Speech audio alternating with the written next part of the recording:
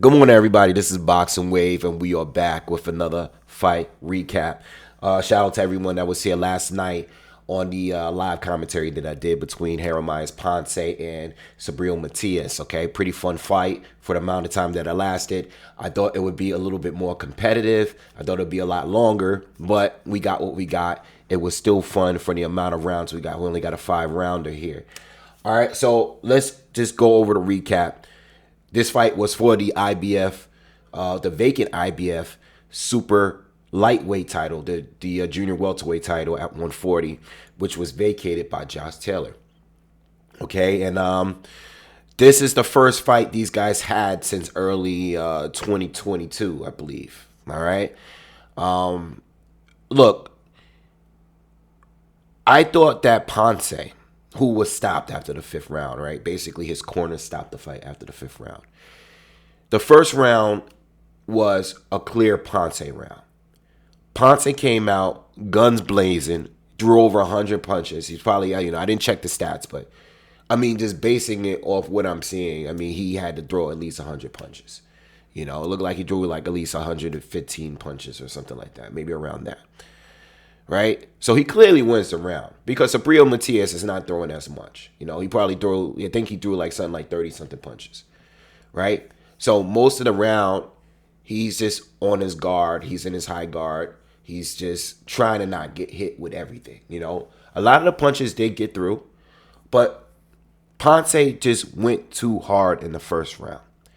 And I'm trying to understand what was the strategy behind it. Was he not confident? Did he know that, he was fighting a guy that was going to be willing to bring the fight to him? Obviously he knew that. But was he not confident and say that, you know what, I'm just going to go for it all and try to get an early stoppage because I don't want this fight to go long? Was that his plan? Like, what was the plan behind it? Because I know when I was breaking down the fight, I was expecting Ponce to stand his ground and trade and engage with him early, but I wasn't expecting him to do it like that. I thought it was going to be a little bit more strategy involved instead of coming out like a wild man like that against a fighter that you need to have volume long term, because Matias, outside of the one fight that he lost to Ananyan in the first fight, he can fight that way for an entire fight. He's going to go at you. He's going to come at you until he just wears you down. He's going to beat you up. So when Ponce came out like that, most of us that was here on the video here is looking at it like, what is he doing? Like, you don't want to burn yourself out this early, and that's exactly what he did. The second round was a Matias round. The third round was a Matias round. All right? I thought the third round was competitive, but it was a Matias round to me. The fourth was Matias, and the fifth was Matias again. Ponce was giving us good rounds. There were good exchanges between the two. But Matias was clearly winning because he's heavier-handed, right? And even though Ponce was landing punches, Matias' defense was better. And this is what I was saying in the breakdown. I said, look, Matias didn't fight the best of the best at 140 yet, but he's consistently fighting better fighters. Whereas Ponce is fighting guys that's kind of like damn near losing records. So you're looking good, but this guy's 100% KO ratio against better fighters. He's 18-18. So Ponce, who has some good stoppages, didn't fight the same level. If you remove Ritson out of the group, there's nothing much. It's not much there. You know what I'm saying? So Matias was better defensively. If you're gonna fight that fight, and I believe Ponce could fight that fight, can you do it better than Matias? And he couldn't. He couldn't. And Matias, whenever he landed, it was more effective. He has the heavier hands. And plus, these guys are phone booth fighting. They're both in their high guards. They're both their elbows. They're both up on each other's chest. But Matias got the shorter arms. So he's getting a lot of those punches through cleaner too. Plus he's heavier handed. A lot of those punches are getting through cleaner. Ponce, when he was in the first round doing his thing, there was a little bit more space between them. So he was able to connect better. You know, it's like the fight between AJ and Andy Ruiz, a different kind of fight, but AJ was aware in the second fight, like, yo, Andy, shorter arms. You don't want to be in there hooking with him. He's faster and he has shorter arms. So you just get those shots off quicker. So Matias, even though they were, close up on each other's chests, and yes, Ponce, excuse me, Ponce was landing, Matias was getting off on the shots better. And then he was blocking a lot more punches every single round. Ponce went down in the fifth.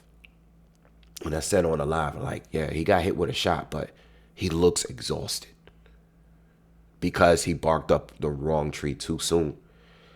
I believe that if Ponce came with a different approach, yes, maybe throw half the amount of punches in the first round, invest into the body early, which is what I expected because he's the better body puncher. And I'm not just saying it's a fact. Statistically, he's a better body puncher. I thought that he was going to invest in the body early so you can slow Matias down later. No, he came out just trying to headhunt and go to war with Matias.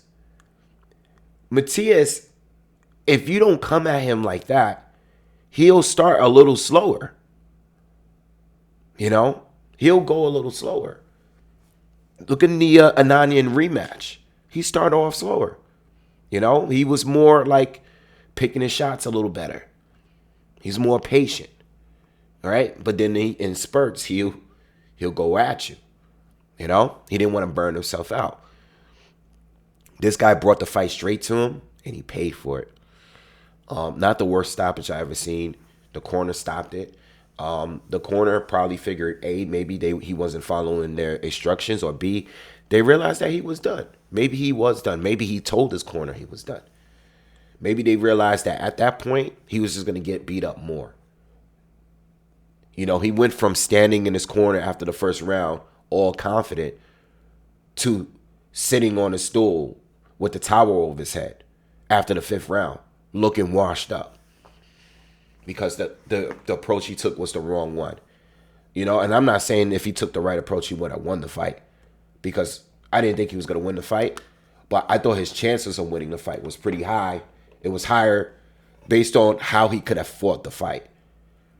Not based on the way he fought the fight. You know what I'm saying? So, good win for Matias, and congratulations to him for being a new champion at 140. What do I want at this point? If it's not unification, if it's not, who do we got? We got Puello, we got Prograis, we have Josh Taylor, of course. If it's not a unification match, let's get a fight with Gary Antoine Russell. I think that'll be a fun fight. Gary is another pressure fighter, and he's not going to be looking to back down. And Matias is a heavy-handed pressure fighter too. That would be a good scrap. That would be a good scrap. I know the rankings don't have Gary up that high. I don't believe he's up that high, at least in that thing. But, if we're looking for a fun fight outside of the ones that are unifications, that would be a pretty good matchup. That was just a fight in my head that I already had in my head that I wanted to see, even before this win. Yeah, so that's my my thoughts on that. All right, and when it comes to Ponce, you know what? It was an experience. It was an experience. He's not done. Maybe he can work and learn off that loss. Just gotta pace yourself a little better. Oh, excuse me. All right, let me get off of here, man. Y'all have a good one, and I'll be back soon. Peace.